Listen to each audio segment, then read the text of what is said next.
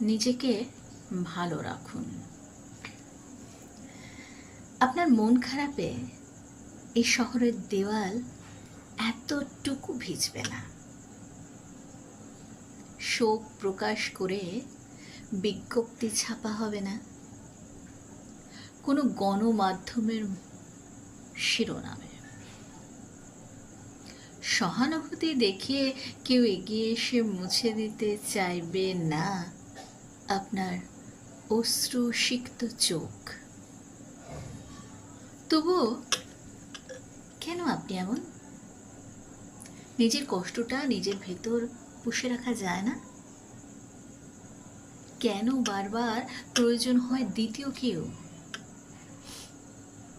আপনার নীরবতায় কোলাহল থামবে না, এক মুহূর্তের জন্যও থামবে না।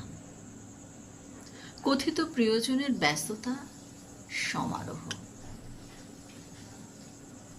চায়ের দোকানের বেজে চলা অবিরাম গান, কিংবা হাইওয়ে হয়ে বয়ে চলা গাড়ির হর্ন, কিচ্ছু থামবে না।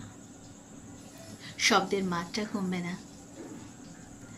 ভোর হলে রোজ নিয়ম করে পাখিরা ডাকবেই, ব্যস্ততা বাড়বেই যার যার স্বতঃস্ফূর্ত দৈনিক রুটিনে।